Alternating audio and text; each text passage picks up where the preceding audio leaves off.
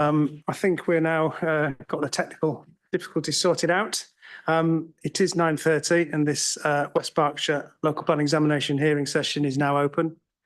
I'm William Fieldhouse, the inspector appointed by the Secretary of State to examine the plan. A reminder, please, for everyone to switch the mobile phones, laptops, etc. to silent mode. I don't think there's any fire alarm tests today, are there? No. So if the alarm does sound, we will need to vacate the building following the green emergency exit signs. Programme Officer Ian Kemp isn't around today, but he can be contacted by phone or email if you need to get in touch with him, or if there's any queries about the venue, etc. Just have a word with someone from one of the council officers. In terms of the agenda, this is the fourth hearing session relating to the proposal in the plan for a strategic development at North East Thatcham. The previous hearings being on the 21st and 22nd of May and the 26th of June. So the purpose of this additional hearing session is to discuss the modifications to policy SP17 that the council has proposed in response to my action points since the last hearing session in June.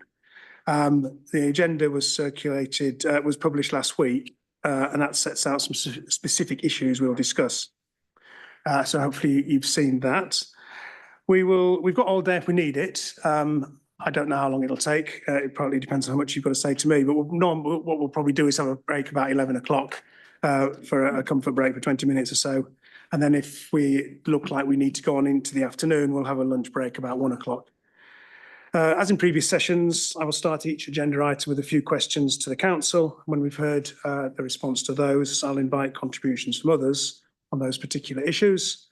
When you wish to speak, if you could turn your nameplate on end upright, and I will bring you in at an appropriate time. When I invite you to speak, please turn your microphone on and make sure it's not pointing too high, it's pointing sort of more towards you. So, for example, you at the end there, you might need to bring your microphone down a little bit lower. Okay. And when you finish speaking, if you could remember to turn your microphone off, please. So what I'll do now is go around the table, if I could, to allow everyone to introduce themselves, starting with the council. Good morning, sir. Emmeline Lambert, barrister for West Berkshire District Council. Rachel Lancaster, West Berkshire Council. Paula Amarelli, West Berkshire Council. Paul Goddard, West Berkshire Council, Highways. Chris Berring, West Berkshire Council, Transport Policy. Christopher Marriage, appellant. Paula Saunderson, local flood warden. Morning, sir. Gareth Johns, Provision. Morning, Councillor Chris Reid, member of West Berkshire Council, representing Bucklebury Ward and also representing the parishes of Bucklebury, Stanford Dingley, Walhampton and Midgham. Morning, sir. Andrew Black Consulting on behalf of Bucklebury Parish Council. Good morning, sir. Councillor Simon Pike representing Thatcham Town Council. Good morning, Matthew Spryer from Lichfields representing the North East Thatcham Partnership. Okay, thank you, and good morning all again. So before I just do a little bit of an introduction, are there any procedural queries or questions that people have before we start? No, okay. Well, as I said, since the last hearing session about this site on the 26th of June, the council has proposed revised main modifications. These were published on the 5th of July and then on the 19th of August. And these set out revisions to the main modifications to the policy SP17, the reason justification previously proposed by the council. So the latest modified version of the policy and the justification is, just to make sure I've got this right, is the version published in Exam 52, Annex A, on the 19th of August. Good. So has everyone got a copy of that if they need it? So that's the policy we'll be talking about, and that highlights in it the latest changes that were proposed in the latest action points. But it doesn't actually highlight some of the changes proposed after the last hearing session in response to my earlier action point, I don't think, but they're in there. They are in there. So everything that's underlined or crossed out is a modification made since the plan was submitted, but only the latest changes are highlighted. Okay. anyway, I've itemised on the agenda the key things that we'll talk about, and we'll go through those. But just a reminder, we're not going to go back over everything that we've talked about before. We've had 3 days of discussions, and I've got, you know, information provided at those times. Before I just ask to see if the council's got any overall introductory comments, Mr. Pike. Thank you. A procedural question. Yeah. As you'll be aware that Thatcham Town Council proposed a few additional main modifications in addition. When would you like us to address those? Well, at the relevant points as we go through so you've seen the items on the agenda. Yes. I think probably when we get to the third bullet point, when we're going through the detail of the wording, if you want to outline. Thank you. Some of them may come up earlier, but I'll. Yeah, okay. Thank you. Thank you. No specific point. It's as appropriate. Yeah, I think so. Thank you. And if there's anything at the end that you think that we haven't covered for whatever reason, you know, we can bring it in then. Okay. So thank you. Okay. So anything before I just move on to basically the first bullet point on the agenda, is there anything by way of introduction the council wishes to say? No. Okay. So we know we've got the latest policy, so that's what we're taking as the discussion point for today. Okay, so the first issue on the agenda was the amount of residential development proposed on the site. There's a lot of background to this, which I'm not going to rehearse because I'm sure you're all aware of it. But basically, the policy as now modified would refer to up to approximately 2,500 dwellings. But later on in the policy, I think with the master plan process, which we'll talk about, sets out a number of things that would be determined by it. There's a point made by representatives here that for clarity, should the reference to up to 2,500 dwellings be qualified by subject to or the master plan SPD or something of that nature. So it's very clear that the actual final scale of development is determined by the master plan. Yes, You're no, we're happy to add that modification in. We agree that that's a good idea. Yeah, okay, thank you for that. I think when we look, we'll come back to the wording of the master plan paragraph, but I don't think it refers to scale of development, does it? But we'll come back, if you want, leave that for now. But I mean, I think the point is you're agreeing in principle that the figure of 2,500 is based on evidence, although we'll hear some questions about that, I think, that was done in the growth study, basically. And it was a figure that was a sort of now up to, but it's not a figure that is a target or is being determined because there's a lot of work still to be done. That's essentially a council position. Yes. Okay. Okay, well, noted for that. So bear that in mind when we have these discussions as we go through. So anything else the council wishes to say on the figure of 2,500 qualified by the master plan process? No, we've not got anything else to add to that. Okay, in which case I'll open it up for others at this point. Right, Mr. Pike. Thank you, sir. So as you will have seen in our representations on which is it, the Iron 31, we were not convinced that the evidence base has an adequate justification for 2,500 houses. In particular, the Thatcham Strategic Growth Study appears to only use this as an assumption. We couldn't find any evidential justification for that figure in that document. And the Strategic Vision 2050, which also refers to it, is derived from the Strategic Growth Study. There's no independent evidence in that. The other point I think is quite material is that the landscape capacity assessment that was undertaken for North East Thatcham was undertaken by a different consultant to all of the others.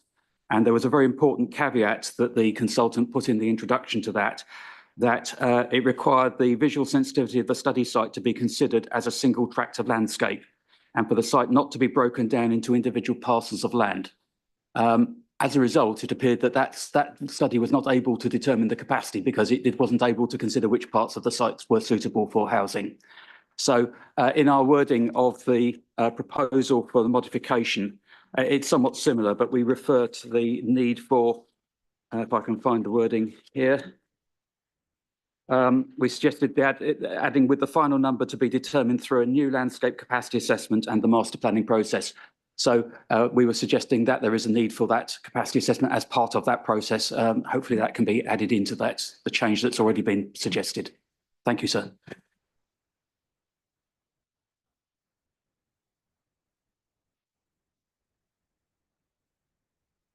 Okay, understood. I think, yeah, you would like explicit reference in there, not just to the SPD, but to the landscape capacity assessment. Yeah, understood. Okay, thank you.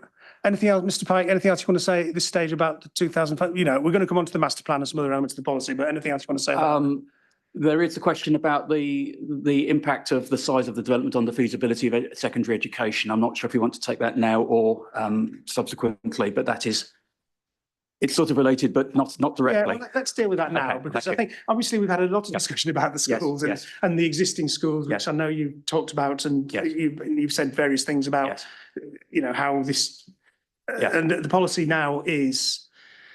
It's still open-ended, isn't it, about exactly how this secondary provision should best be made, but there's a process set out essentially. But anyway, do you want to just... So the key point is that it has been suggested in previous sessions that the feasibility of secondary education makes 2,500, it's more feasible for 2,500 than it is for 1,500. So we've provided additional evidence obtained from the council about the expected capacity of the existing schools. I think it's common ground that a site of 2,500 would result in about 2 to 2.5 forms of entry. So taken together, neither 1,500 nor 2,500 houses is sufficient by itself to justify a complete secondary school, and there's no evidence that of demand from elsewhere that would increase it to that. So the key point there is that, in our view, provision of secondary education is not a factor between 1,500 and 2,500 houses. Thank you. The provision that would be made by the development would simply be for the scale of the development with respect to and neither of them would enable the provision of a complete secondary school, which is the freestanding, which would be an additional benefit if it were feasible or if it were justified. Thank you. Okay, well, yeah, understood. I mean, you made that point previously. I got it, and I understand that. The key point is that we provided additional information relating to the existing, the demand from the existing population in our representations. Which made the same point as you made before, that capacity, there wasn't sufficient demand from that limited capacity to also boost it up to be another secondary school. But there's also the other options that were explored about, you know. But so just in response, I think the other options are feasible, but they don't provide a justification for the scale of the development, because we haven't assessed how that extra provision would match either of those sizes of development. So it's not a factor. The key point is that secondary education is in our view not a factor in choosing the size of in determining the size of the development. Thank you. Thank you. Yeah, Mr. Black. Yes, thank you, sir. Just firstly on the change to 2,500 units, obviously you've taken our points on this before, which we won't repeat, but in terms of that as a modification, one of our key concerns is where in the evidence base that amount of units has been assessed in terms of the sustainability appraisal and where that leaves us in terms of next steps. We would say that does need to be assessed. There's two options that we say are available. Either that sustainability appraisal process is undertaken as part of the main modifications, and that is in line with guidance that's set out in the planning practice guidance around those modifications. The alternative is that sustainability appraisal or SEA could take place as part of the SPD process. Our point simply is that it must be undertaken because the evidence in front of you currently in the plan is that 2,500 units has not been assessed adequately against the sustainability objectives. Yeah, okay, thank you. I'll get the council to respond on what was done previously in terms of the sustainability appraisal of the different options at different stages. But just on the point about the main modifications, I will be asking for all of the main modifications to be subject to an updated sustainability appraisal. And that then will be before me, before I make any final decisions.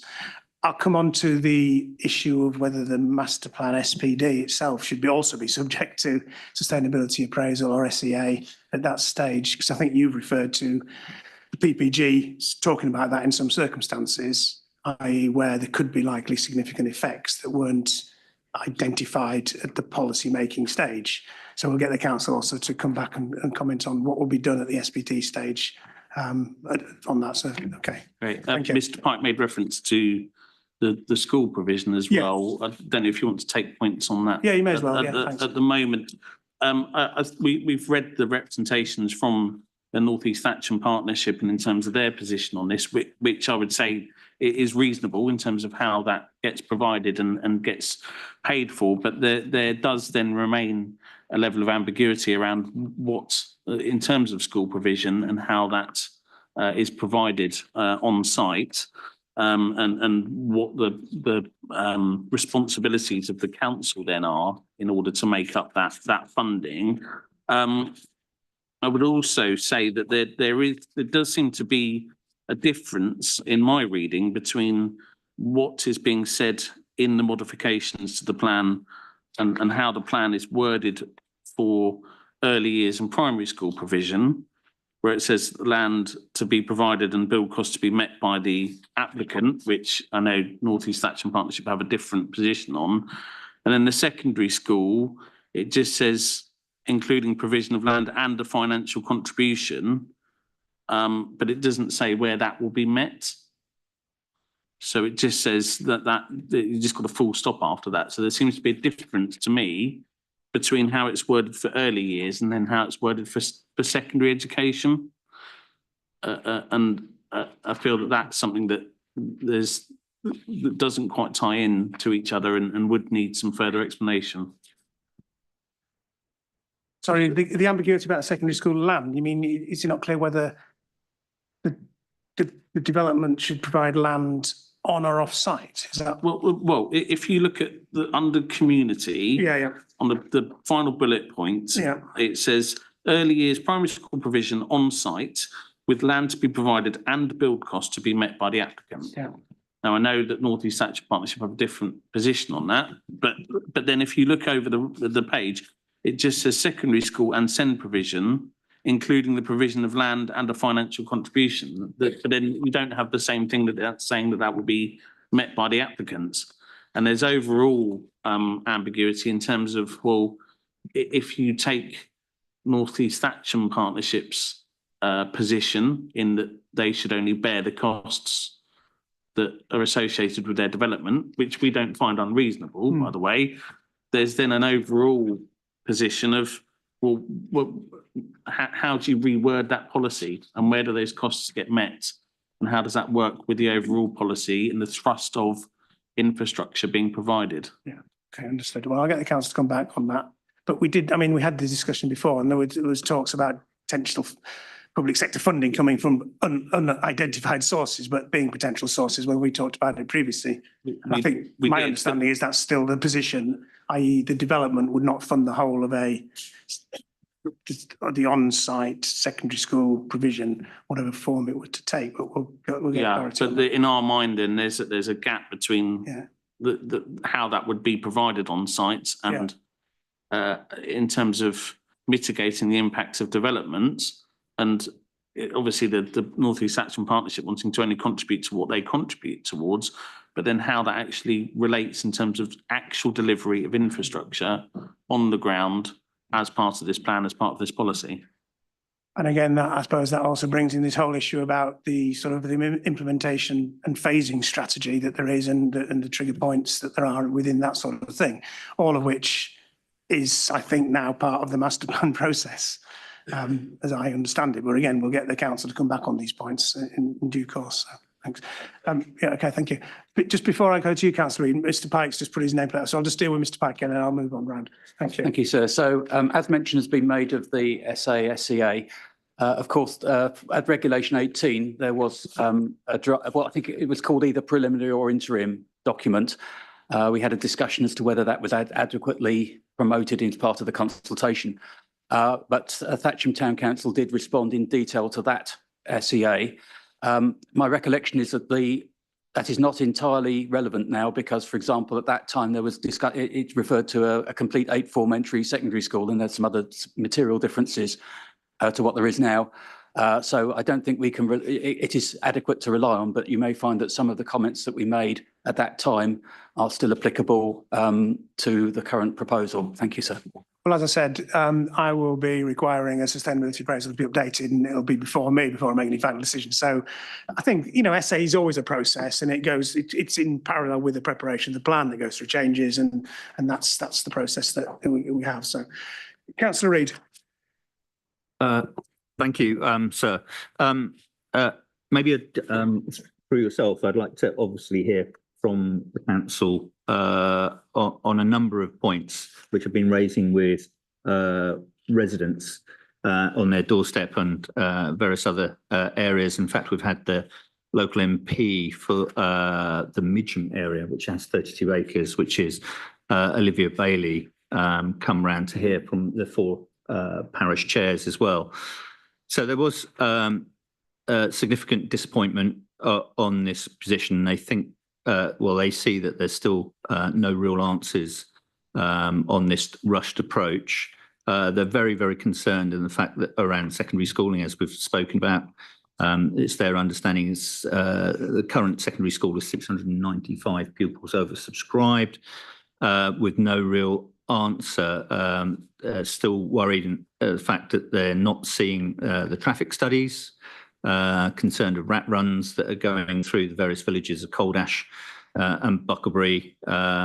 We've got concern on the bridge that goes over Brimpton, which certainly won't be able to take any more capacity without causing major blockage on the A4, and obviously the level crossing through Thatcham. There's no real answers for that as well. It's concerning drainage. They understand that the original drainage around Dunstan Park and area was built with 50% extra capacity. We're building significantly more housing than that, and there's no real answer on what's going to happen around drainage. We've got a water company that has no money. I frequently see in FT.com real concerns about the future of Thames Water.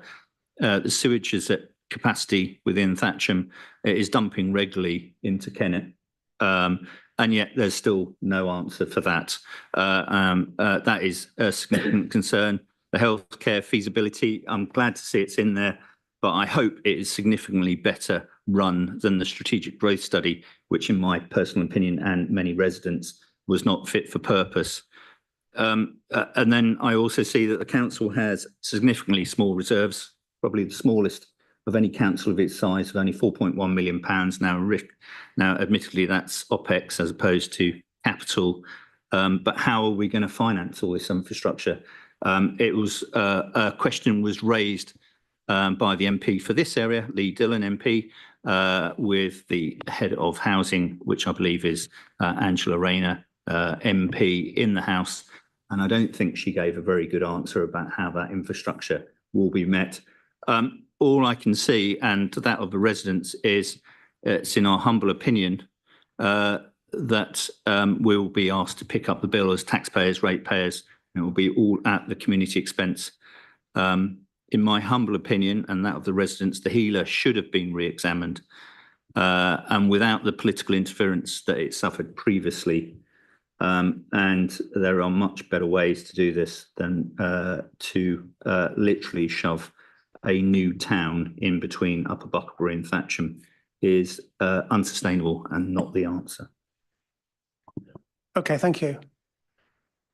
Right, any other points that people wish to say about this first item on the agenda, i.e. the scale of the housing development, 2,500? Before I come to anything, Mr. Spry, you want to say before I just go on to the council on this? Is it worth me following the council if there's any points? I mean, I'm happy to make some points now, but just Well, if you've got any points about the scale of development, yes. So now then, if there's anything you need to come back on, yes. Okay, that's well. that's fine. Thank you. So I think on the first point around the scale and the use of up to and approximately, the Thatcham growth study reference at, I think it's 411, refers to the sites having a capacity for approximately 2,500 homes. So that's the sort of evidence base reference to what the site can accommodate. And I think any sort of fair reading of the stage 3 report does show that it goes through an analysis of the site, the constraints and opportunities that it has for development, and then testing a level of growth or level of development that can be accommodated within the site before leading to that conclusion of 2,500. And yes, there are clearly areas of flex around the extent of development at the slopes and around the landscape visual impact. And the Thatcham growth study fairly acknowledges those areas of sort of further work that are required, and that in a sense supports the use of the word approximately.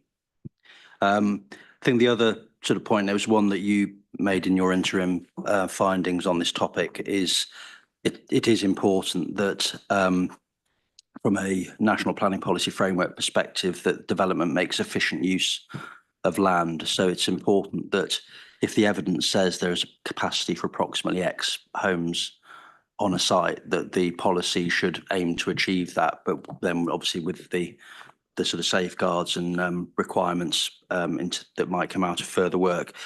And if one, I think the suggestion of adding an additional reference after the up to approximately 2,500 dwellings to the LVIA, I don't think that's actually necessary, because the in the landscape section of the policy, it already says development proposals will be supported by an LVIA in accordance with blah, blah, blah. This will inform the final capacity master plan for the development, design and layout of the site and requirements for green infrastructure. So in a sense that insofar as there's a job to be done there to say that the LVIA will influence the extent and scale of capacity, that's already in the policy. Do I come to the school point? Yeah, you may as well deal with the school point now. Yeah. Yeah. So I think there's a bit of a red herring going on here, really. So just to be clear, what we're saying, and it's consistent across both early years and primary, is that the financial contribution that is to be made, that there is a requirement for there to be some reference in the policy to the contribution being related to what the development needs for it to be acceptable. But that it doesn't automatically follow that the financial contribution is only, for example, to take Mr. Pike's point, for 2.5 forms of entry. What we're actually saying is that the contribution should relate to what would be the minimum sort of viable product, if you like, in terms of education capacity. So, for example, and this has all got to come out through the feasibility study anyway, but just conceptually, if the education requirements from the development for a secondary school were, say, 2.5 forms of entry, but we then looked at, well, what would you need to provide as a, for example, initial phase of a secondary school? And it was, well, to be very flippant about it, you can't build half a classroom. So if you needed to build, for example, sufficient for 3 forms of entry and certain central facilities, then that would be the way in which the development would have its needs met by financial contribution. So that's the wording that we've kind of captured there, just to sort of deal with that nuance. So I don't think there is a risk that's being suggested that the development will be left sort of high and dry in education terms, because a sufficient contribution would be made to ensure that a minimum viable education sort of quantum was actually provided. The feasibility study will ultimately look at what the sort of end solution for all of that will be. So just to be clear about that, just to take and 2 examples, just so I can understand the difference to what you're saying. If you were doing a development and there was an existing secondary school and it needed to have, just for the extra children coming from the development, it needed 2 extra classrooms, say.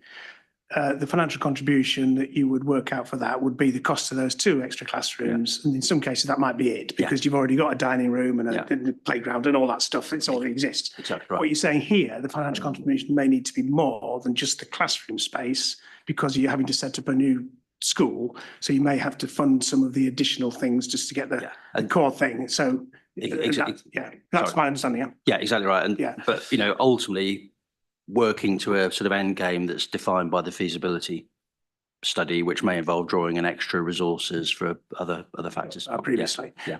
We also were clear about the scale of the development and the amount of funding that the development could actually contribute, being, when we talked about this before, it was quite tight with 1,500. I think that was the way you were putting it. I can't remember the exact words you'd used, but once you get to the scale of 2,500, it opens up much more potential for the developer funding some of those higher costs than would be otherwise the case. Is that right? Yes, that's right. I think this sort of headroom, financial headroom, is greater at a larger scale. And as far as I understand it, I don't think it's disputed that there is some requirement for investment in educational capacity or configuration within Thatcham. And actually the only sort of proposition on the table to actually begin to bring about that change is development at Thatcham. It's clear from the viability work that at 1,500, you don't generate significant levels of investment that might be required. If we reflect back to the statement of common ground around some of the different build costs for different scales of provision, they've clearly increased since the original evidence-based work was done. So if anything, it's made the case for having more sort of headroom rather than less. Okay, thank you for that. Right, okay. Mr. Byte, your nameplate's back up. Thank you. Yes, so just two points of just on the education. Obviously, the financial contribution is dependent on the scale of the development and so on, but the development will need to provide 100% of the land that is needed for a viable education facility. I see representative nodding that is correct. The other point is, to go back to the Thatcham Strategic Growth Study, the point is that there is no analytic justification for 2,500 houses. Therefore, it's impossible for us to comment on how that number was arrived at. Things, for example, that have changed. There's the flood attenuation scheme.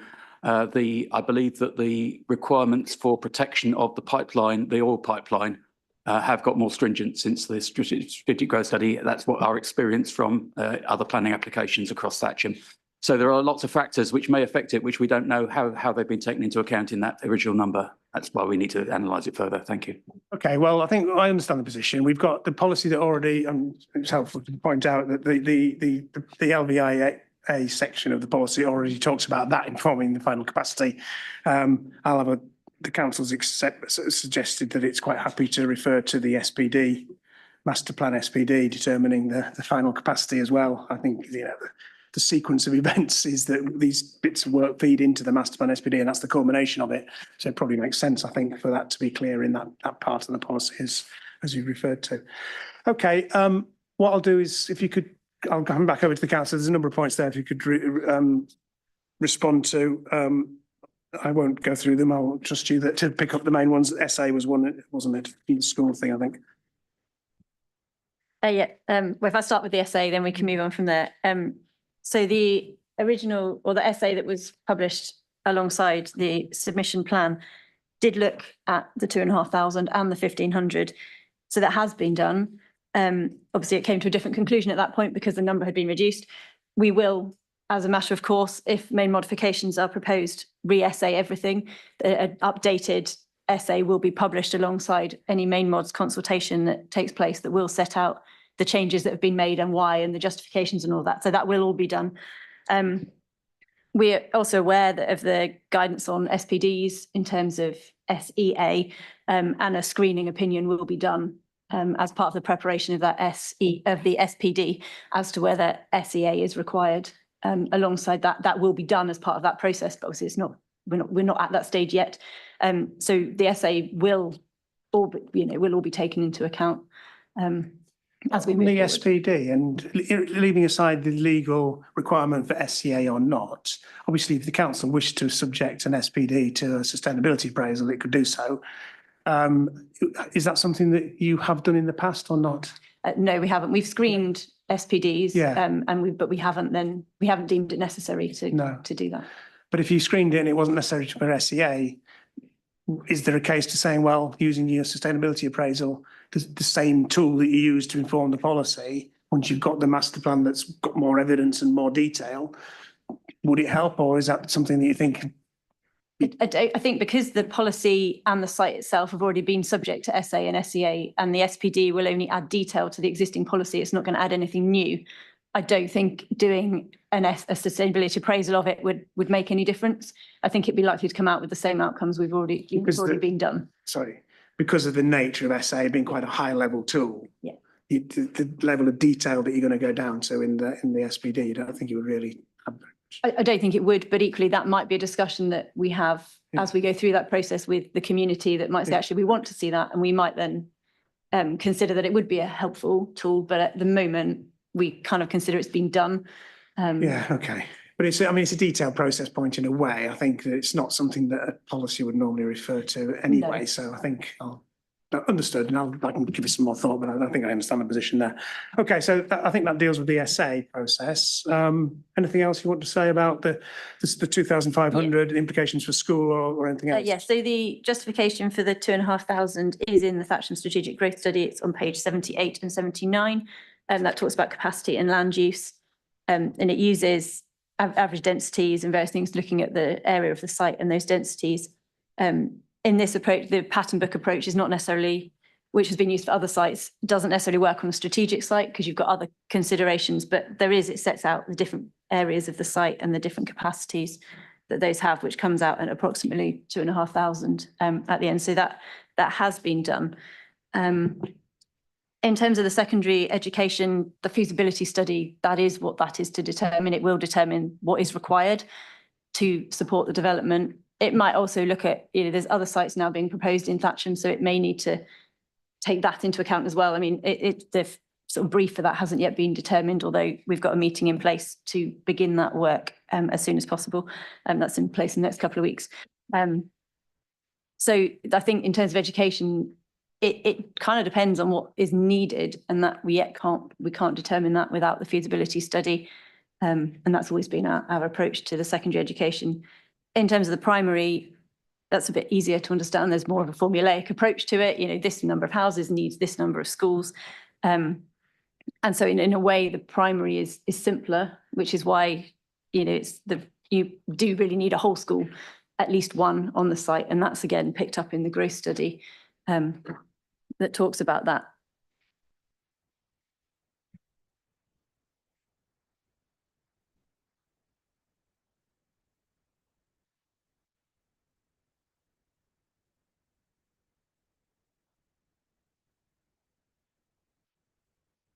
Okay. Anything else you want to come back on? Or? I don't think there's No, anything that's else at the okay. moment. Yeah. Right. Councillor Reid. Just as a question on the primary, there is a concern in Upper Bucklebury, considering many of the pupils that actually attend the school at the moment actually come from North East Thatcham. So bizarrely enough, not bizarrely, sensibly enough, they're actually quite concerned about the future of the Upper Bucklebury Primary School, which is much loved as a Church of England school. And the fact that if a new super primary school was to go in the middle, that actually would get lower numbers coming into Upper Bucklebury and potentially put its future at risk. So I know there sounds like there doesn't need to be a feasibility study. It's quite easy, but I would recommend they would look at the existing demographics, or at least where the pupils come from, and that does not put the future of Upper Bucklebury existing school at risk. Okay, thank you. Anything else? Anything else you want to come back? No. Just a small point on the primary school. I agree with the council. It is straightforward. I think the reason we've suggested the same sort of formulation that I described before about the secondary school for primary school is, as we've heard, there are other sites in Thatcham as well to which they may or sensibly to make financial contributions to those schools. So I think, North East Thatcham will provide the land. will provide the funding proportionate to the pupils from North East Action, but one would also expect other sites that are contributing pupil demand and requiring education provision to make their contribution as well. Okay, thank you.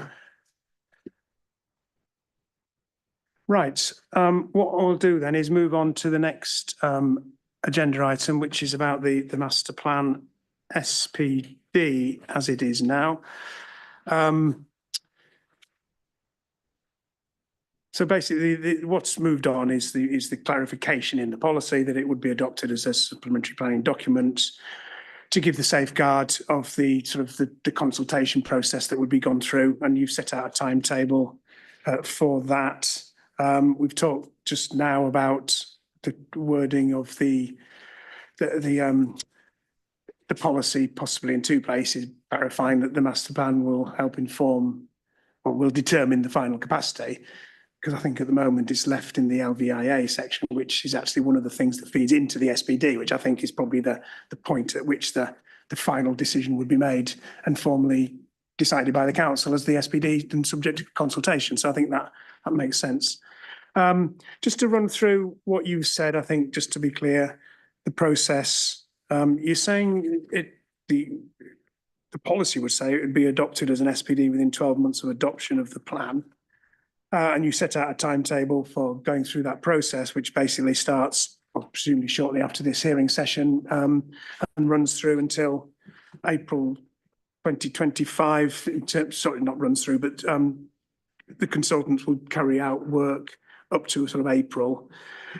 And then there would be community consultation in the first half of 2025 in terms of workshops, and then more formal consultation on a draft master plan in next autumn, so about a year's time, and then the adoption of the master plan by around the end of 2025. That's the sort of process.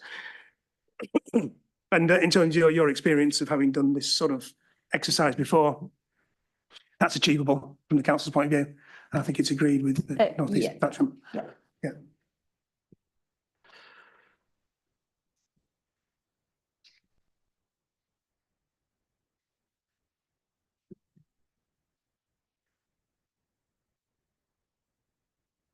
Okay, well, is there anything else you want to say about the master plan before I get any comments from others? I mean, I think it's fairly clear what the process is and what the policy says now. I mean, just to say, we've had an initial meeting with the North East Action Partnership already, sort of to kick that off. We're working through the brief to set out what we need doing, ready to appoint consultants. There's obviously more detailed work needs to be done on that, but we have kick-started that process because we understand it's important. We understand the community want to be involved in that, and so we will make sure that they can be involved at as many stages as possible through that process. Okay, thank you. Right, I'll just start with provision, then I'll work the way down this table. Thank you, sir. So it's just a point about the timescale of the SPD. It's obviously 12 months.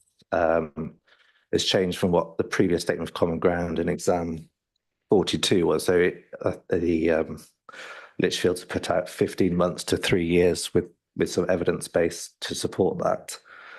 So obviously that's changed. That appears just to have changed just to support, you know, the fact that it'd be first deliveries from 2031.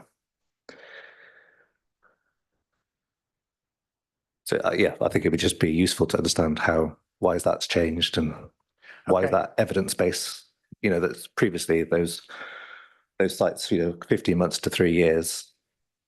There obviously needs to be a bit of flexibility in that 12 months. I'll come on to the overall trajectory and acceptance start dates and the sequence of that, but I understand the point here is the first step in that is the SPD, and that you're saying is there's a question as to why it can now be seen to be achieved in 12 months rather than what the partnership was saying previously about a longer period based on the analysis it had done. So I'll get Mr. Spry to respond to that. Anything else you want to say about the SPD? No, okay. Right, Mr. Black. Yeah, thank you. So there's a number of points we just wanted to raise, and maybe some questions through yourself. Firstly, a question around who is leading the master plan process. So the council in their modifications say this is under paragraph 6.63, that the council will lead the development of the master plan SPD. If you look at the main policy though, under master planning and design code, it says the site will be master planned, funded by the applicant and prepared in collaboration with the applicant. I guess what's missing there is who is leading that process. And we would say it's important to be clear in policy as well as the justification amplification text of how that is taking place. Moving on to that, in terms of the timescales, obviously it is encouraging to know that work is being undertaken and that's underway. The council are right that the community do want to be involved, and I think it's important that the community are kept involved throughout the process. And I think that should involve also a full understanding of the work being undertaken at the moment, and what work is being carried out by independent consultants, how that's being worked through, the scope of that process. And I think that's an important part that we would ask that somehow is built into this process that we're about to go through. The other point that we've got just on the master plan is just around landscape and visual impact assessment. So within the policy itself, within the wording under landscape, you've got that the development proposals for the site will be supported by an LVIA, and this will inform the final capacity and master plan for the development design of the site. So I think it's then important. Sorry, I've lost my train of thought slightly here, sir. In terms of how that works within the LVI, within the master plan process, that that LVIA is an iterative process informing the master plan. Finally, just in terms of the timescales, obviously recognising the work that's been undertaken, and notwithstanding what's already been said by provision, you've got within the wording of the policy that will be adopted as an SPD within 12 months. So it does kind of beg the question of what happens at the end of that 12 months? Where does that wording within the policy put pressure on the council to adopt within that timescale? And what happens is if, as part of what the council have set out in terms of that timetable and consultation, notwithstanding what we talked about around SEA, that 12 months turns out that it's not sufficient to work through and to get the council to a point of adoption. Having that 12 months crystallised within that policy, I would say, is potentially asking for trouble. Yeah, it's a bit unclear what the implication would be if it doesn't achieve it, and is it actually a policy? I mean, I think from my point of view, I think it was important to establish that the master plan would be subject to the SPD, because that's a sort of statutory process, and there's things that go along with that. Setting a timetable, yeah, kind of, I'm not totally convinced it's the right thing to say in a policy. So the important thing from our position is that master plan is adopted by the council in advance of the submission of the application. Granted, those things can work alongside each other, but I think there has to be a sequential approach. Which is what the policy says. Which is what it says, correct. It's that 12 months. Yeah. I'm not sure. Because I suppose one interpretation could be, well, if they haven't done it in 12 months, the whole of that policy then becomes weakened. And actually the process of it being sequential could be challenged, I suppose, because the council hasn't achieved the 12 months. That's the concern, I suppose. Yeah. Mr. Pike. Yeah, thank you, sir. So our comments on item 31 that have matters relating to the master plan throughout. I think most of those are consequential on other aspects. I won't address them here. There are two specific points we make. Firstly, where it says prepared in collaboration with the applicant, the council, we suggest adding Thatcham Town Council as a specific name. Firstly, because we think we have sufficient relevance to the consultation, and secondly, because we have specific requirements relating to the manner in which we can participate. So town and parish councils do not have delegated authority in the way that principal authorities do, and therefore we can only express an opinion through a meeting. a meeting of the council. And the consultation process for the strategic growth study did not allow us to do it, as you will have noted from our Regulation 19 representations. So both from the point of view of the importance of the town council and the need for to allow us to follow our procedure, we suggest that the town council is named specifically as one of the parties for the collaboration. Secondly, to respond to Mr. Black, the adoption of an SBD is a democratic process and therefore cannot be subject to a mandatory timescale. And we therefore suggested specific wording in our representations to say it is expected that the SBD will be adopted within 12 months. To give an indication about the timescale, but not, as Mr. Black said, it's difficult to make it a requirement for a democratic process where the council could, in principle, though hopefully not, decline to approve it on the first presentation. Thank you. Yeah, so, okay.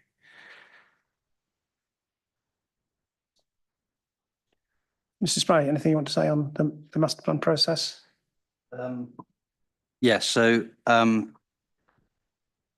deal with the timescale point first. So if we recall when we were discussing the idea of a master plan or an SPD as a requirement for the before an application could be submitted, we were referenced the example of West Oxfordshire, where the policy requires a master plan to be in place before an application can be submitted. And in that case, the local planning authority has suddenly lost enthusiasm for preparing a master plan and has essentially left the applicant sort of high and dry because they can't comply with the policy. So whatever the precise sort of formulation, the idea of a 12-month is to essentially set some kind of time expectation on when an SPD master plan is actually produced, so that it sort of helps all parties in terms of the trajectory, that it supports the idea of a trajectory as to when next houses can be expected to come forward. So that's the sort of general sort of premise of it. And, you know, having timelines within policies for local plans isn't an unusual. So, you know, quite often we have sort of early review policies that require plans to be submitted, you know, within or begin within X months or X years and so on. And one can debate whether those are ever actually complied with. But I was going to say, I'm not sure how effective they are. But I think that they're insofar as they may not be effective for plan reviews, that's because in a sense it's difficult for dependencies, and it has then a debate about what impact it has on the weight you give to the policies in the meantime. But I think it is really important, I think, to actually have some kind of the time expectation for the master plan to be produced. You know, if it was 12 months and 1 week or something, it's not in a sense a big deal, but it's actually important to have a time period within there that you'd expect the SPD to be produced. And actually it helps everybody because it sets, you know, clear expectation from the community, from the developers, from the council as to when these things are going to come forward, including, you know, investment in schools and the like. So I think that was the sort of thinking around that. On the 12-month period, as opposed to the different timelines that were sort of set out before, I think the first point to make is that that's the purpose of the time scale element of the policy, to set a time expectation. We did include within the technical note with examples of SPDs, the example of Longmarston Airfield that was produced in 9 months. And in terms of the initial discussions that we've had with the council on this, and in terms of just sort of thinking about the framing of the policy and the like, there are a lot of similarities there. So, you know, we've got the, and if you take a step back to kind of where we were sort of 3 months ago, there was essentially a disconnect between the council's position on the scale of the development and you know, what its position would be on North East Thatcham. That appears to have been clarified now with the proposed main modifications that the council is advancing, and with the 12-month timescale. as Ms Lancaster said, we've already had initial discussions, and we can working on the assumption that some of the preparatory technical work can begin before the adoption of the plan, scoping the SPD, appointing consultants to lead the SPD process, doing some of the technical studies, and then as part of that, having an overlap between the SPD process and the planning application itself. And all of that comes from essentially the council and the partnership having sort of coalesced around a shared view about the capacity of the site and their enthusiasm for it to come forward in a timely way. I think that was probably it, unless you've got any other specific questions on that. No. Yeah, thank you. So I noted that Lichfield used the word expectations, which was the word that we used. We certainly don't want to prolong that process. So I'm pleased to inform you and the meeting that last night the Town Council resolved to engage with developers with an interest in potential development of sites identified in the local plan. And we will do that. Obviously, it was a bit difficult while the examination was underway, but we will hope to do that start that process shortly. Thank you. Okay, thank you.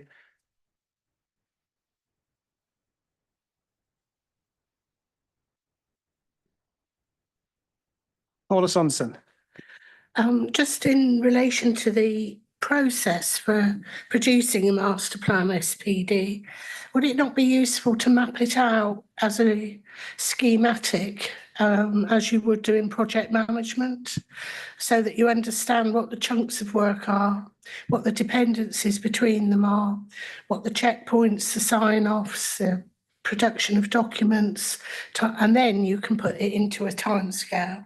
Or the other way of doing it is do the timescale, squish the work up and resource it accordingly. But you really need some project management discipline behind the production of that document, I would say.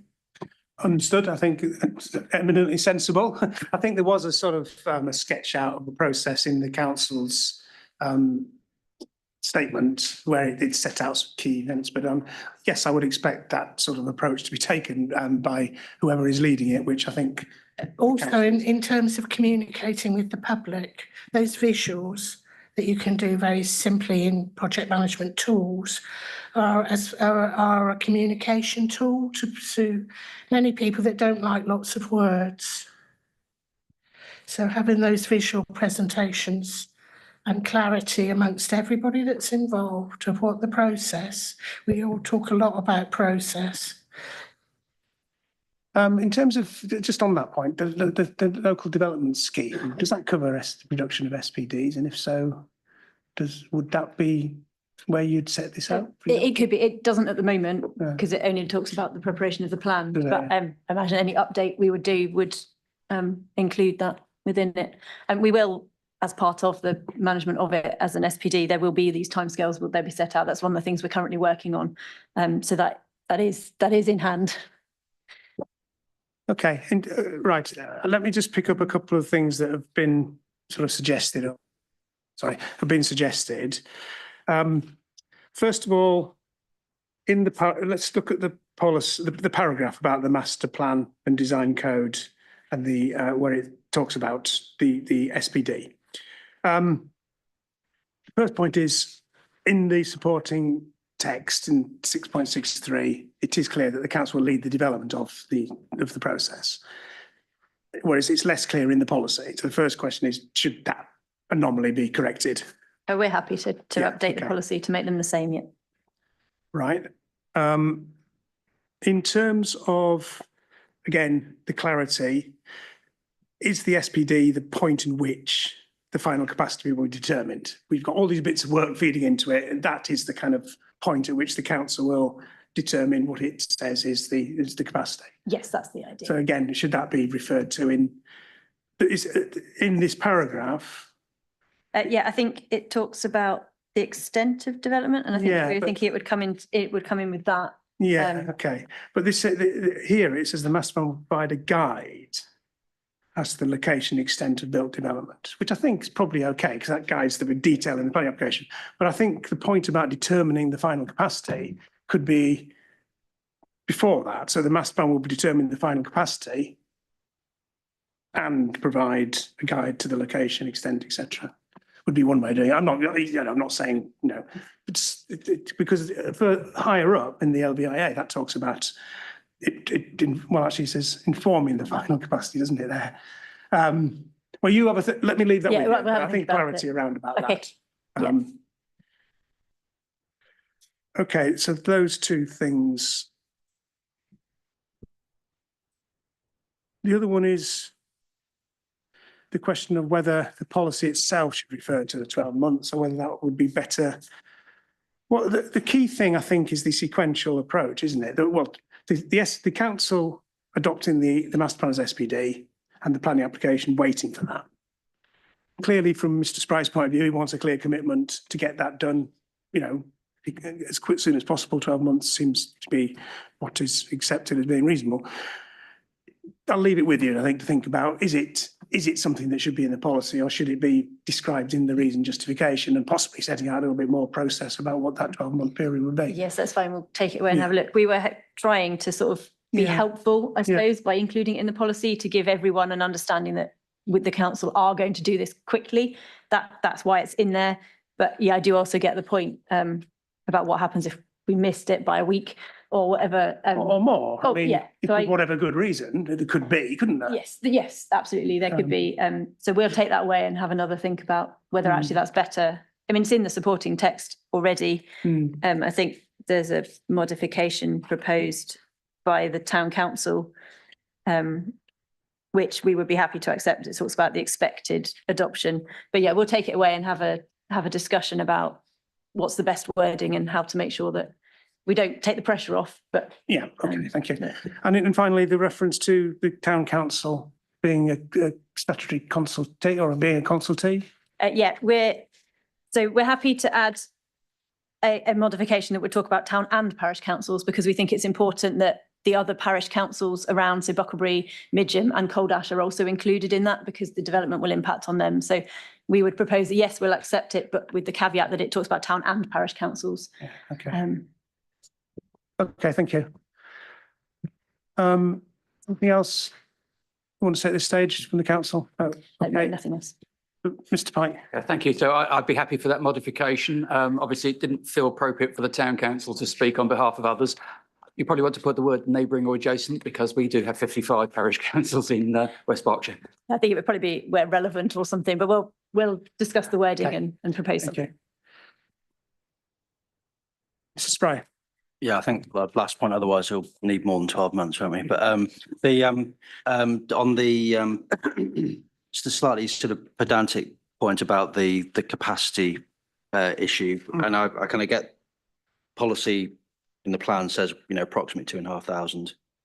The SPD is the next step in the process, but then there's the planning application. So I'm a bit nervous about the idea of the SPD saying the final capacity, because in a sense, the actual final capacity is what is built, and that might actually change both through an outline, permission and subsequent reserve matters. So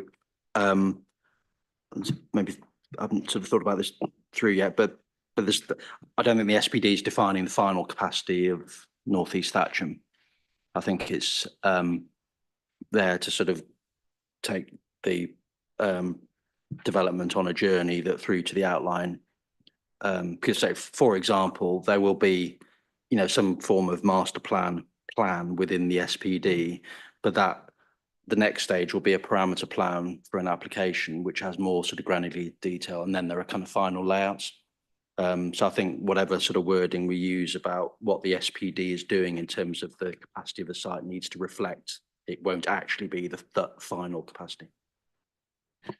Okay, well, as I said, the LVI section of the policy refers to informing the final capacity. I think. I suppose that's, sorry. Yeah, you'd be happy with that rather than. Yeah, I think, yes, exactly right. Because the LVIA informs both the SPD and the application. Yes. Okay, well, I think I understand the points and I think the council's got it, and I think we'll have a think about tweaking the wording. Yeah, Mr. Pike. Thank you. And of course, the final number in the planning application would also be subject to any changes in legislation and guidance in between the finalisation of the SPD and the planning application coming forward. Thank you. What have you got in mind? Nothing particular, but it's a very fluid. The situation is very fluid at the moment. What, in terms of the new NPPF and things like that? Is that what you? Yeah, and environmental legislation in the opposite Right. sense, and guidance on protection of things like oil pipelines. All sorts of things might happen. Right. Okay. Yeah. Yeah. Understood. Right. Okay. Anything further on the SPD that you want to talk about? You want to respond to? No. Okay.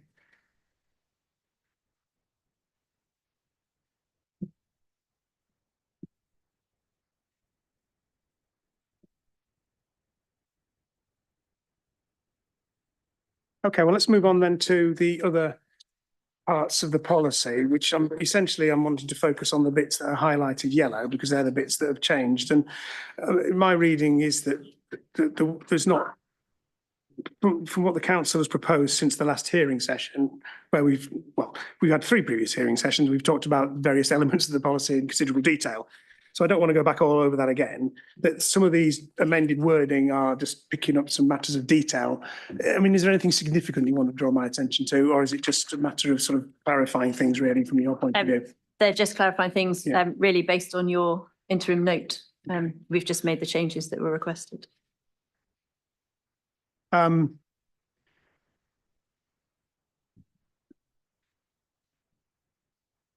Yeah, just picking up a couple of things, I suppose, though. And I mean, I'll open it up to others and see what they've got. But going back to what we've just been talking about and the process that's going to be gone through, what is now the purpose of the site plan that we've talked about and the lines on it, the access points on it, etc.? Is it helping? Would it help now to have it, or would it probably help not to have it, given that the SPD process is? I think it's looking at some of these things. Yeah, I understand the point. I think it's useful to include it for the community to understand where the site is looking like it's going in terms of the green infrastructure buffer to the north is really important for the local community, like to understand that the development won't go to the full extent of the red line. So I think from our point of view, we would like to keep it to provide that certainty to the community that although that buffer is indicative and it doesn't set the definite buffer, that will come through the LVIA, it does provide certainty that development is not going to creep all the way up to the top of the hill and things like that. The access points, again, they're useful just to sort of know where things go. They're obviously subject to detailed transport assessment work that will come in the future. And some of that work might be done through the SPD, but again, the planning application will provide the sort of final location of where those access points go.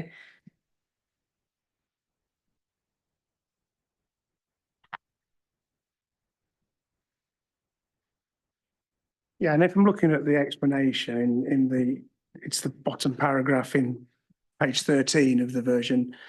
Again, it talks about the indicative green infrastructure buffer. And it basically explains where it's come from, and then it goes on to say, however, the final extent will be determined through the master plan. So it's just kind of it's a historical description of how you've got to that point. It is, yes. And an acknowledgement that actually it's going to be looked at further. So Yes. yeah, okay. Well, we won't look at the green zebra again, I don't think today, but I'm aware of it. Mr. Pike. Thank you. So responding to that, I think the community would be helpful to the community to have something coming out of the local plan process which indicates the direction of travel on the layout.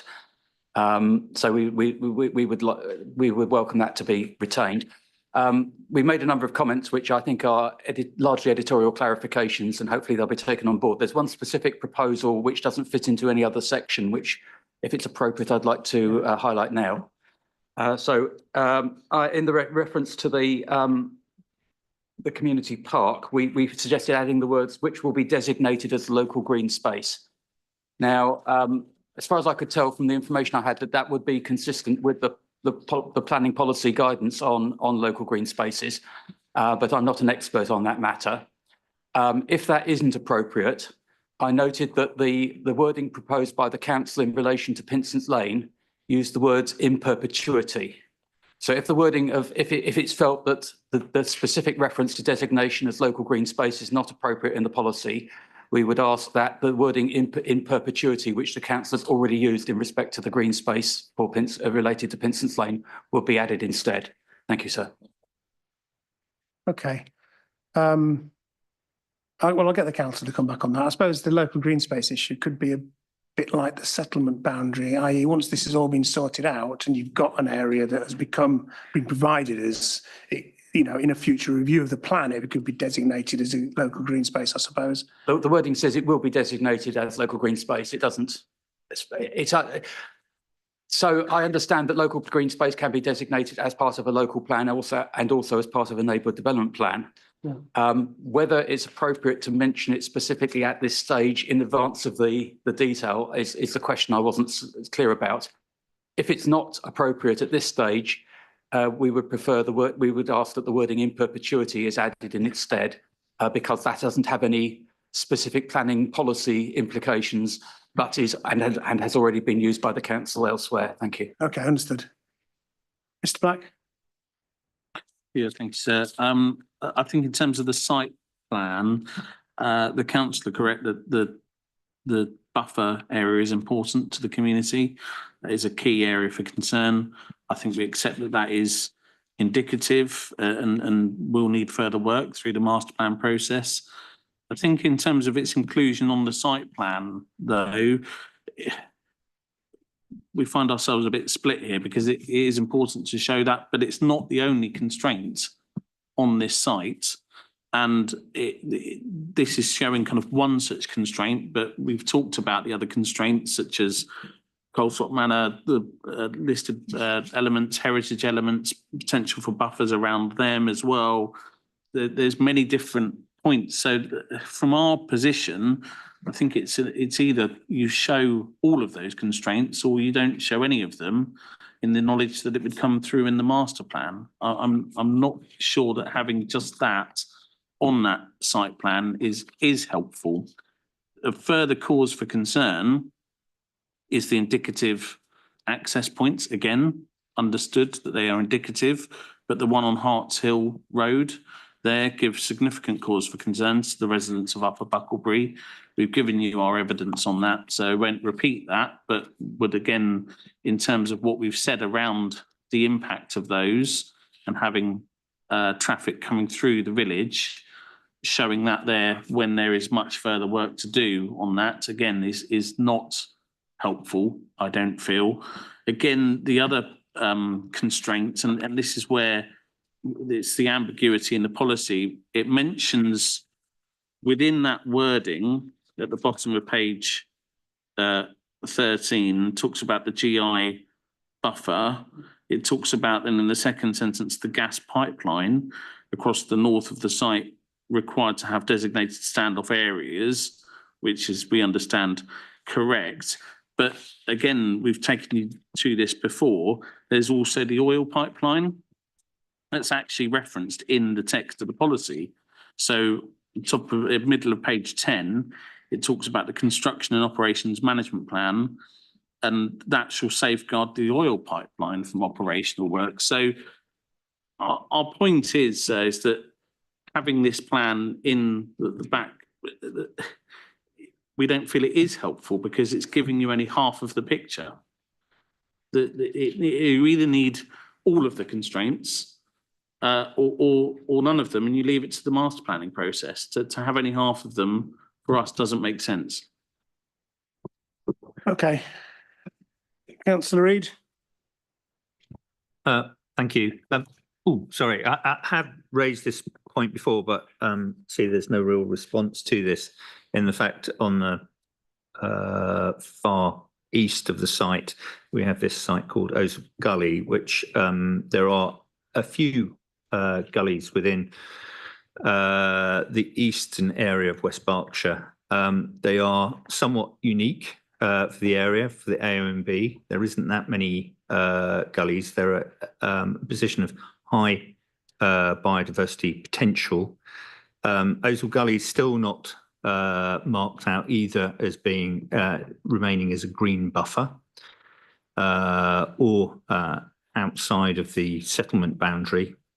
In addition, and we're fairly strategically, we know over the next 50, 60 years that the whole of the Kennet Valley will probably be developed along, including Midge and Marshams, which will be a great shame. There is no strategy from the council to link the Pang Valley to the Kennet Valley.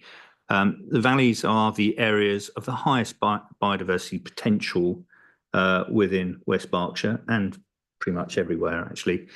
And so I would suggest that the council looks at this and works with the landowners to work out areas where we can link the natural habitat of the Pang Valley with the Kennet Valley as well.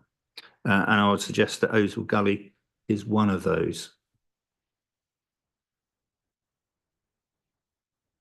Okay, thank you. Mr. Pike. Thank you. There's one other point I should have mentioned earlier. We proposed adding some text. This is at the end of the paragraph on green infrastructure. Precise nature of the band of GI to be informed by landscape and visual impact assessment and the master planning process. We proposed adding the words having regard to the location of the site within the setting of the AONB. Perhaps it doesn't need to be within the policy, but within the sporting text. But of course, the setting of the AONB was, I believe, added to the MPPF at the 2021 revision, and the documentation started before then. And the protection has been strengthened in the Levelling Up and Regeneration Act 2023. So I think that is a significantly important factor for it to be mentioned somewhere in the policy that needs to be that the green infrastructure needs to have regard to the setting of the AONB. Perhaps not in the policy, but in the supporting text, if not. Thank you.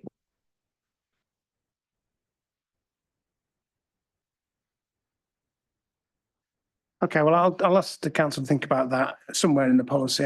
If it doesn't refer to the setting of the A and B, maybe it should. I know it cross refers to SP5 and that was modified to deal explicitly with the issue of development within the setting of the A and B. It's just whether we're pulling things together here. But the point is that it doesn't, nowhere does it say that this is one of those places. Understood, yeah.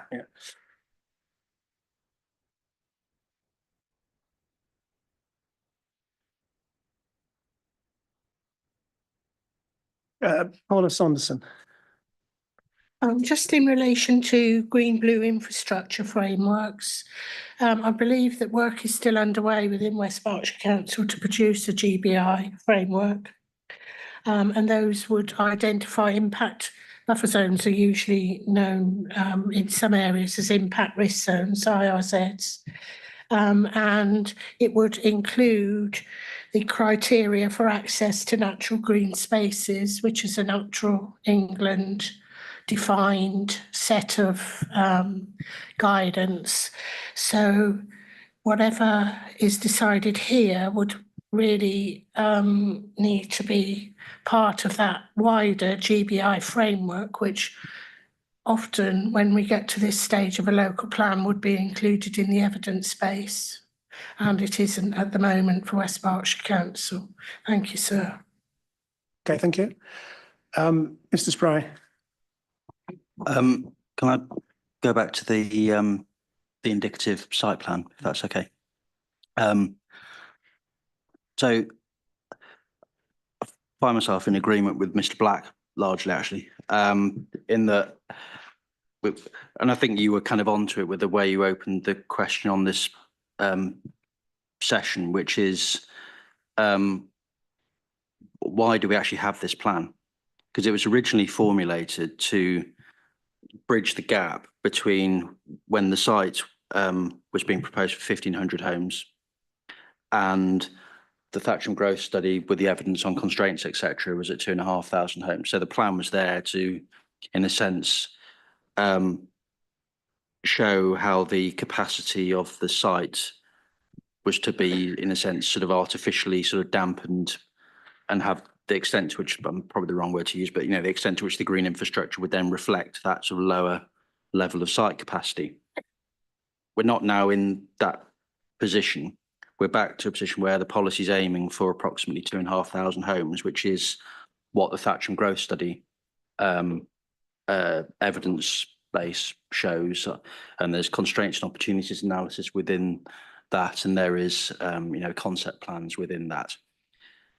So if we were starting where we were starting and seeking a plan that was to try and help, as Ms Lancaster suggests, sort of give residents an idea of the direction of travel, you look at the policy as is now worded, which refers to the Thatcham growth study being part of the evidence base and part of the things, the evidence that will inform the SPD. One would logic, if one was to include a plan, question whether you would need to, but if one were to, you would use a plan from the Thatcham growth study. The further concern then is that we seem to be in a sort of position where we're both saying the drawing, the site plan is there to help give residents a sense of the direction of travel. But then as soon as anybody sort of raises a question about, well, what it precisely shows, we go, well, don't worry, it's indicative, it's indicative. SPD will kind of deal with all of that. So it actually feels like it's less likely to be helping residents understand the direction of travel than actually potentially confusing them. And then the final concern on this is the indicative site plan that's suggested is, in terms of the extent of green infrastructure buffer, that green infrastructure buffer is exactly the same in extent as that was shown on the site plan in the council's response to action points 15 to 26, when the site was still being proposed for allocation of 1,500 units.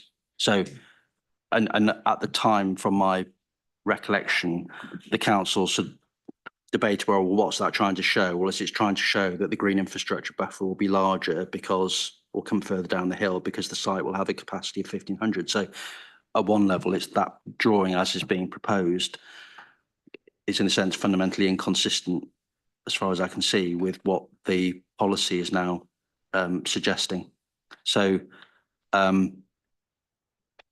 the reason for the zebra, and sense, is that if there is to be a plan in here that isn't from the growth study, or indeed if there is to be a plan at all, it seems to be something that says illustrates the concept of a green buffer for all the good reasons that have been described, but without intimating, you know, a precise extent of it, which certainly in terms of what's currently shown doesn't reflect what the policy is now seeking to achieve.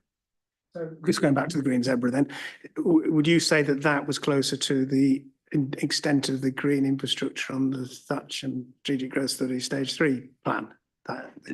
Yes, I mean, there are some differences. The growth study had a pocket of residential right up next, you know, in the north part of the site. So it's not exactly the same, but it's, I suppose I would say it's more consistent with the capacity of the site for 2,500 homes than is the site plan there now. But I mean, we said it in our matter statement. I suppose I just do, why do we need that plan, given there's now an SPD, which will be, you know, provide that sort of gap between, essentially, is around the table, nobody seems to find it helpful. I suppose is the basic sort of point. Right. Okay. Mr. Pike. Yeah, thank you, sir. So I'm wondering how interested parties and residents who haven't sat through the dozen or so days of the local plan examination and read all of the documentation from the various parties would interpret a document without a consultation without any pictorial description. I understand the difficulty about finding the pictorial description, and if it's not possible to have it within the formal plan documentation itself, perhaps there needs to be an informative document that goes out at the same time, because otherwise people have no idea what they're, in tangible terms, what they're commenting, what is it they're commenting on. I think there's one particular element of the council's proposal which is not otherwise captured, which was the contour of 95 metres.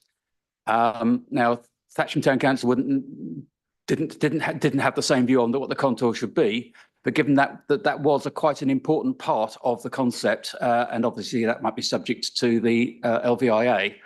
But again, if that part of it can be captured, then that's something which can be explained to people, even if there's not a diagram showing the other elements which are more controversial.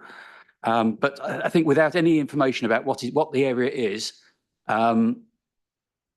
it will be extremely difficult for people to comment in an informed way, and that would probably result in a lot of uninformed comments, which wouldn't help anybody. Thank you, sir. Are you talking about the main modifications consultation? Yes. material? Yes. Okay. Because I say that if you have the text as it stands gives no idea to people who haven't been involved in the discussion what is the basic concept that they're commenting on, and therefore it's impossible for them to meaningfully comment on how it would impact them.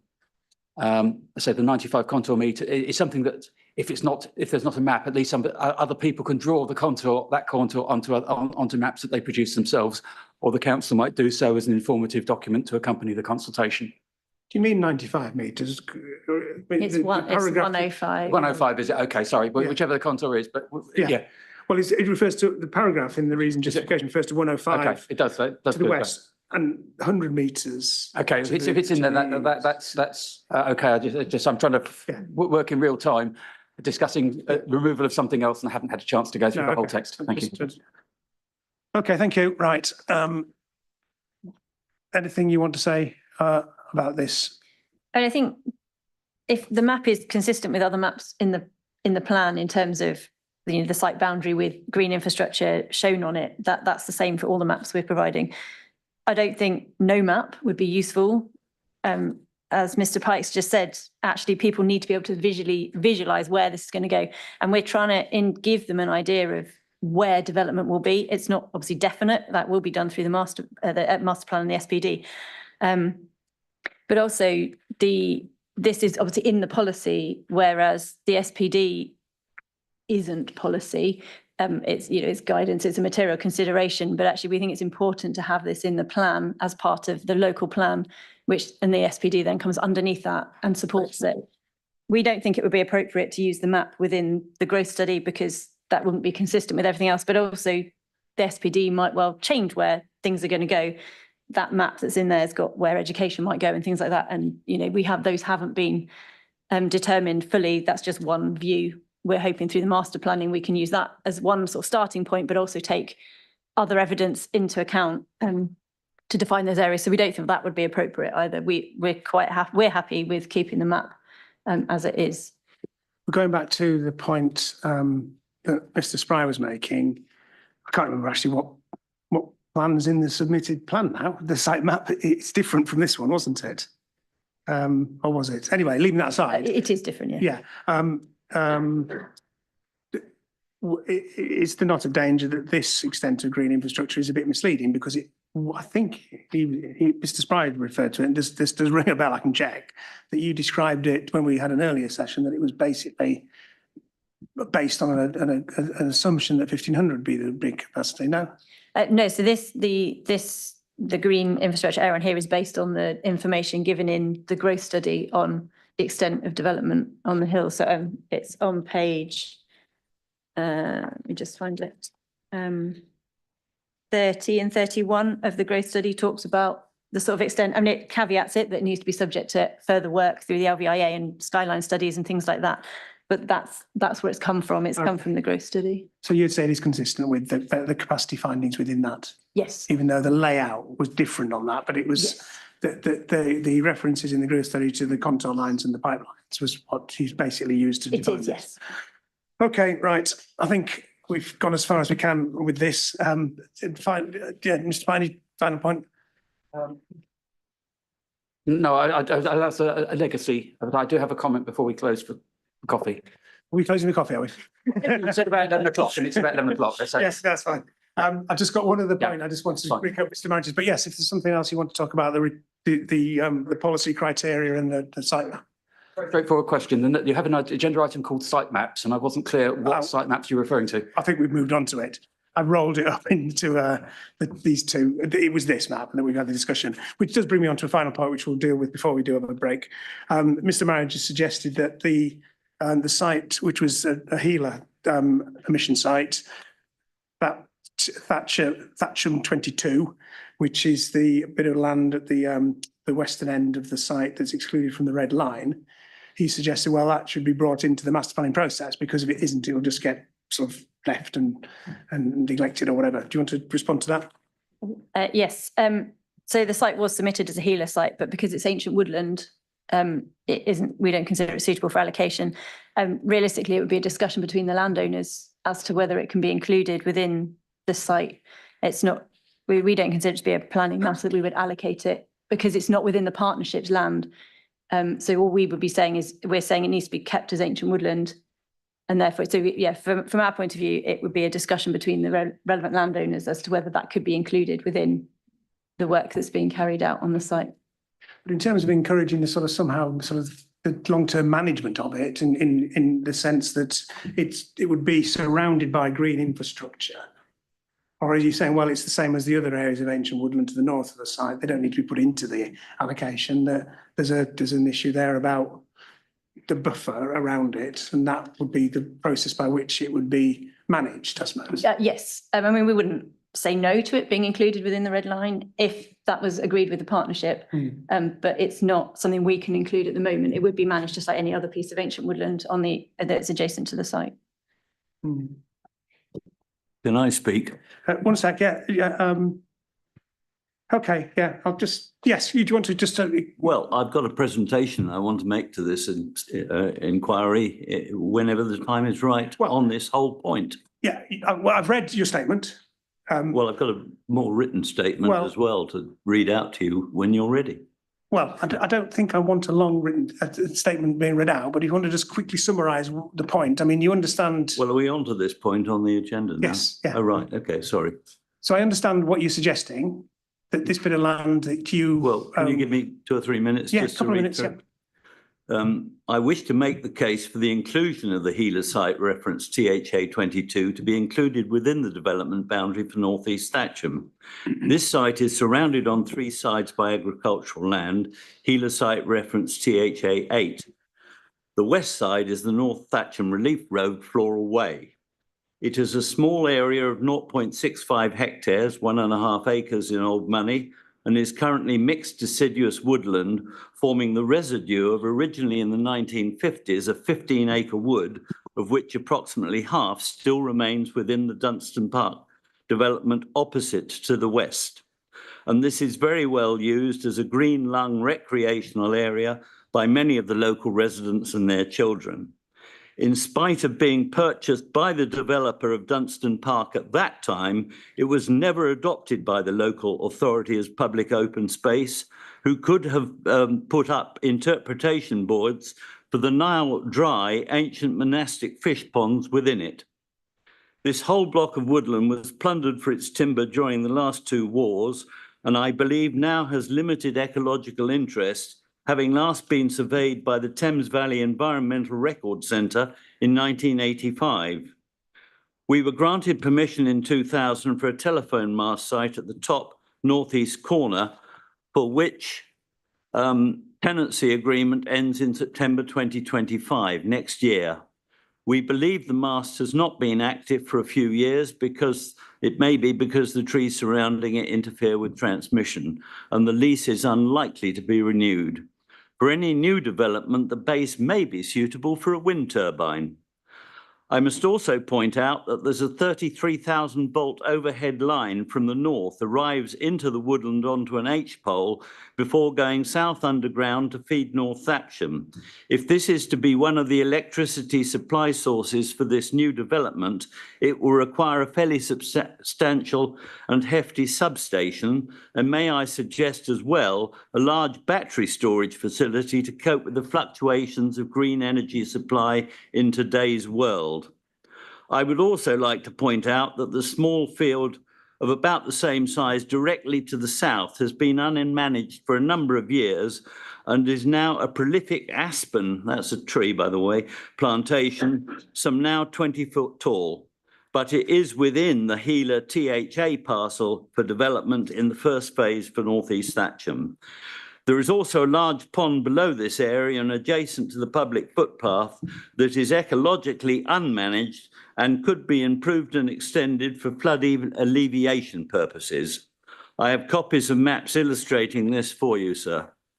Apart from the uses I've already spoken about, that may be worth consideration. This smallest area is ideal for the provisions of all the good things that today's society expects and needs.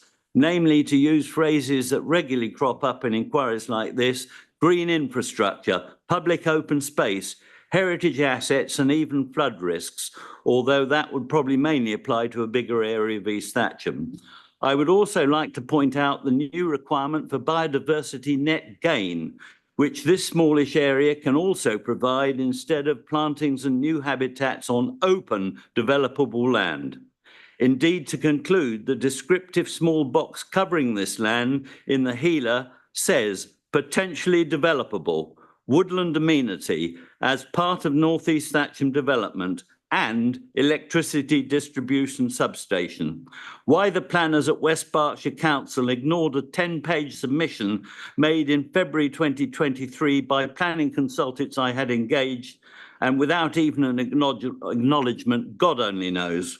I trust the submissions and points I've made today that this land is most certainly and should be included within the strategic North East Thatcham development will convince you, sir. Thank you. Okay, understood. Thank you for that. As I said, I've also, I've got your statement, and Do you want a copy of this as well? No, it's okay. Thank you. I've heard what you've said, and it elaborates on the main points that I heard from what you said before. Thank you. Mr. Spicer, anything? Sorry, Mr. Byatt first. Thank you. I'd like to point out one respect in which this piece of ancient woodland is different to some of the others around the site.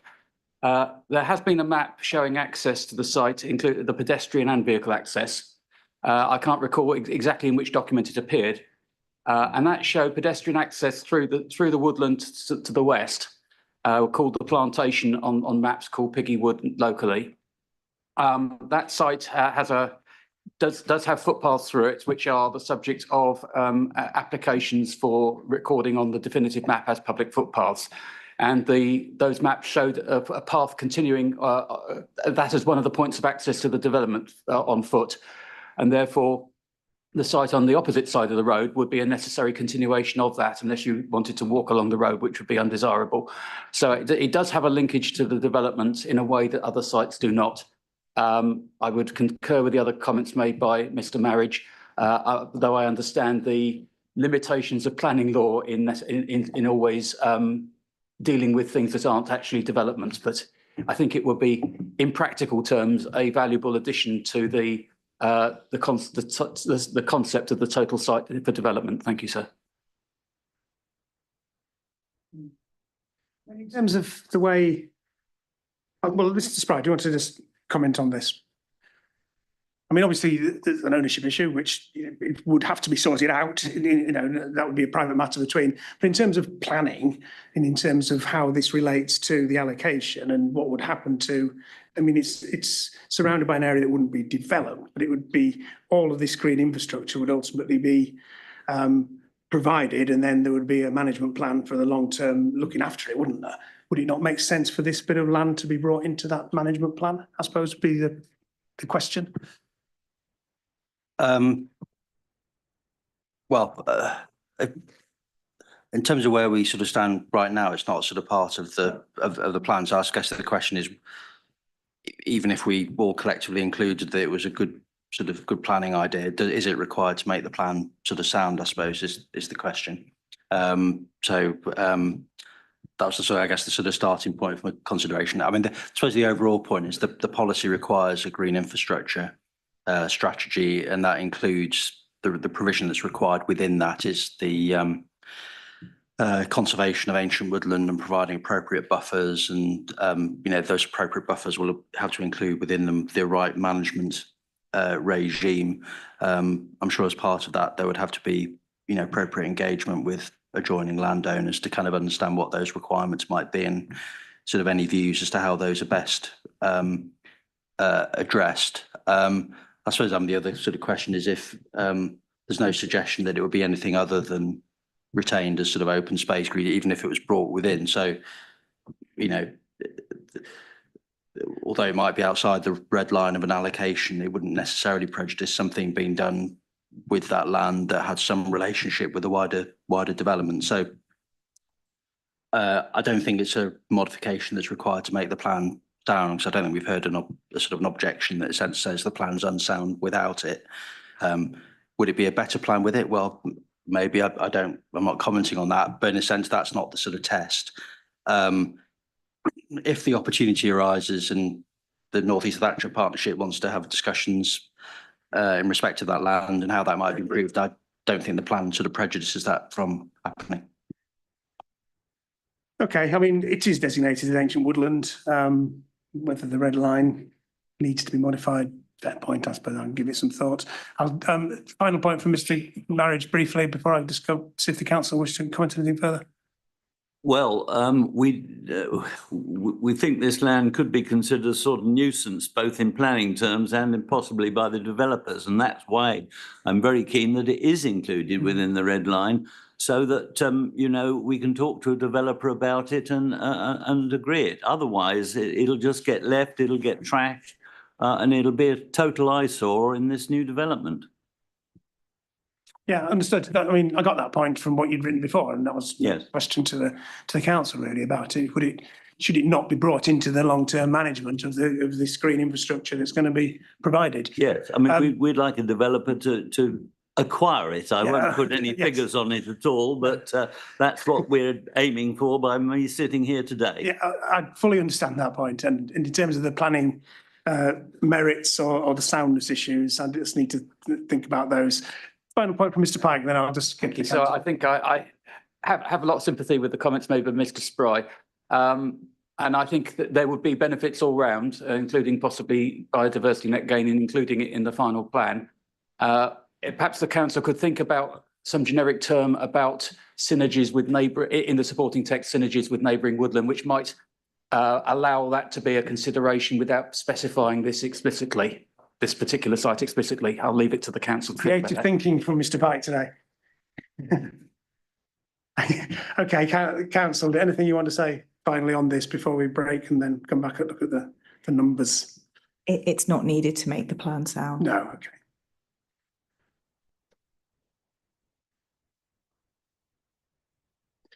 Okay, thank you. Right, we'll break there for 20 minutes until 20 to 12, and then we'll come back and look at the housing trajectory, the expected timing and speed of development on the site.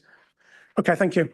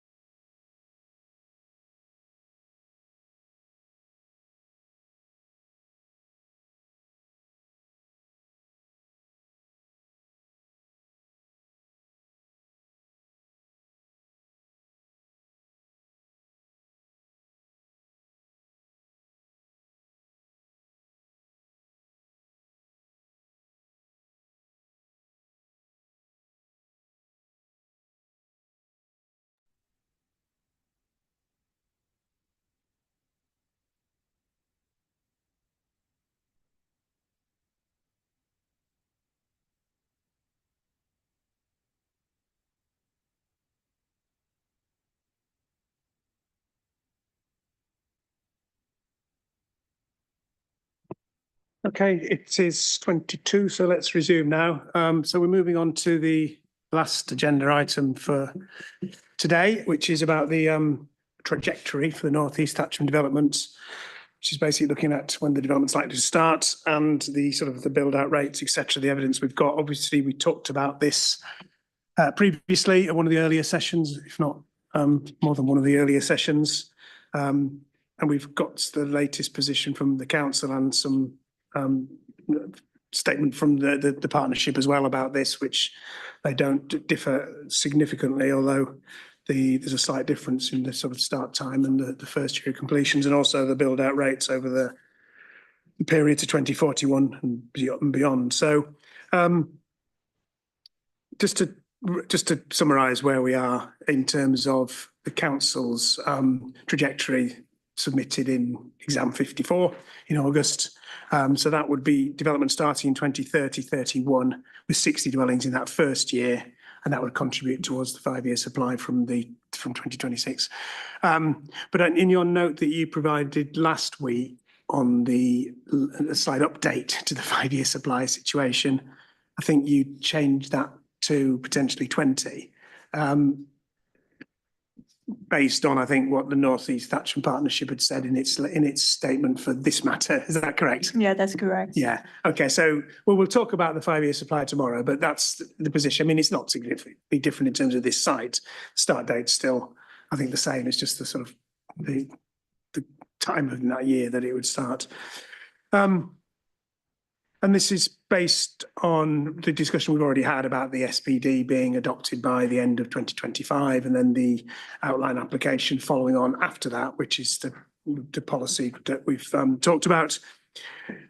We talked about the evidence in start to finish previously, when we talked about the sort of the start times, the build out rates, the leading times, and all those sort of things. So I don't really want to go back over that again. This site was seen to be would be quicker than some of the instances or the averages included in that study for a number of reasons, which we talked about, and we don't really need to go back over, I don't think. But just to summarise what some of those are for the lead-in time being shorter than the average would be because of the extensive work that's been done and the SPD process that will be gone through, meaning that it prepares the ground for then the submission of that outline application and things thereafter. So that's the rationale for that. In terms of the sort of the build out rates and what the start to finish evidence shows, some of the factors that lead to the higher numbers of build out were things like high market demand, greenfield rather than brownfield sites, and the amount of affordable housing being provided, that providing an extra outlet or outlets being in addition to the market homes. So overall, your rate would be slightly lower than what the partnership have said. The partnership has said 190 per year, which would give the total of just over 1,800 by 2041. And I think Mr. Spry would say, well, even that is conservative based on there being 5 outlets, which could actually deliver 250 a year. So that's my summary of what the position is from the council and the partnership. Anything you want to add to that? I know we've not got anything further. No, okay. Right. I suppose one thing that other people in this provision may refer to with the Sandalford Park experience again about, yes, that had an SPD in place, but it's still taken a long time for that site to get going in terms of the sort of the timescales. Maybe just respond to that. What's significantly different about this site to the Sandalford Park situation? I think in this situation, we're working with the partnership. Everyone's on board, and with that, we're keen to get going. There's already agreements in place within the partnership for land equalisation and various things. So that's already in place, ready to start. There's no indication there's any issues within the partnership. And we're ready to go with working on the SPD and things like that. So that's not going to delay things. Okay, well, I'll see if anyone else has got anything. Anything you want to say, Provision, about the trajectory? Yeah, so not to go over it all, Grad, obviously our position is that we're obviously on the lower estimate of all the assumptions. Obviously, it's acknowledged in the framework and the Litchfield's report that these larger sites, there's a degree of risk with their implementation. So, what we're suggesting is that even with a bit of give and take, even if you keep the SPD at 12 months, then take your outline permission through to first deliveries at sort of 6 to 7 years is typical, then you're looking at 2032, 33. And that has significant implications, obviously, on housing delivery from about 1800 to 1450. And it is probably a point that we can pick up tomorrow. But I know in the South Oxfordshire Local Plan, the inspector got the councillors to do various housing trajectory scenarios. They're looking at potential delay to these large strategic sites because of their impact and whether that shows how robust the plan is in terms of housing delivery. So that may be something that we can pick up tomorrow. But in terms of obviously North East Thatcher, we think there's potentially there a 2 to 3 year delay. Well, the delay being at the beginning of the process, getting that the first development underway, going through the outline and the reserve matters applications and the discharge conditions, all those sort of things. Yeah. So it's implementation, it's first completion. Yeah. So we think that should be delayed by a couple of years. And as I say, looking at those scenarios potentially will help you assess whether the plan is robust if there is a delay in that implementation as well. Yeah, okay. And in terms of the completions, once it is underway, you don't dispute the sort of assumptions made there? No, we're happy with the rates chosen. And as I say, in terms of obviously we've taken Litchfield's trajectory, which is what the council appear to be taking now. And if you reduce that by a couple of years, then you're getting down to that sort of 1450 mark. Okay, thank you. Right. Anything anybody else wishes to say before I invite Litchfields if there's anything you want to add?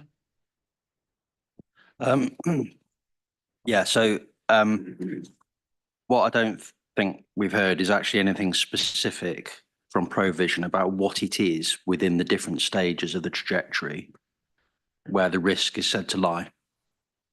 So what's being referenced is some sort of averages. And yeah, I won't do my shtick about the averages again, but it's all the kind of circumstances that sort of feed into the averages. Some of those sites that are analysed are ones where there might have been no allocation, or there might have been disparate landowners, disparate applicants, no collaboration agreement, no existing body of master planning work, etc., etc., etc. So all of those things we've got in place here, and essentially the trajectory or the stages, the lead-in times that we've set out within the table are, I would say, a prudent approach to that. There will be and we've already had the discussions with the council around the nature of a PPA and how that would set very clear milestones, not only in terms of looking at outline, but sort of route through to approval of reserve matters and discharge conditions. So, it's why we, at one level, set out our table. We weren't particularly uncomfortable with what the council has suggested, because it seemed to us it was within the margin, of error. And we've got 12 months for discharge of sort of pre-commencement conditions. It sort of feels like a fairly, conservative sort of assumption in that regard, and then 12 months for opening up work. So there are a whole range of reasons why you could look on the sort of the upside, actually, in terms of some of those individual assumptions, rather than look on the downside. And there's no evidence from Provision to explain why any of these individual stages are too optimistic in light of the circumstances of the site. Okay, so that's the updated table that you provided with your statement that just tweaks it to take account of the SPD process. Yeah, and in the sense that I think that's, that was literally all we did. That, there is a view that we could have sort of said, well, actually, we think in view of the council's position, maybe, the actual outline application might be quicker, certain other things might be quicker. We haven't changed any of that. No. We're still keeping it on the sort of the cautious and prudent side of things.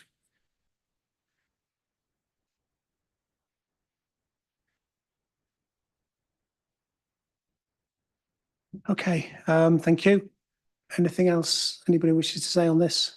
Anything more from the council?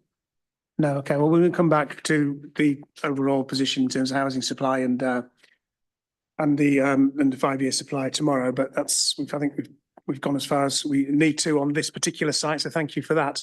Okay, so I think that brings me to the end of the agenda items for today. Is there anything else anybody wishes to say or raise about North East Thatcham before we close? Mr. Pike. Yeah, thank you, sir. So I'm going to ask a question which is more addressed for the benefit of people who might be watching in future. Tomorrow you've accepted representations from a number of members of the public in relation to a new site. Just be grateful if you could clarify how you will take account of the many hundreds of representations at Reg 18 made by members of the public in relation to the SP 17, that they will be treated equitably with the more recent ones for the Vincent's Lane site.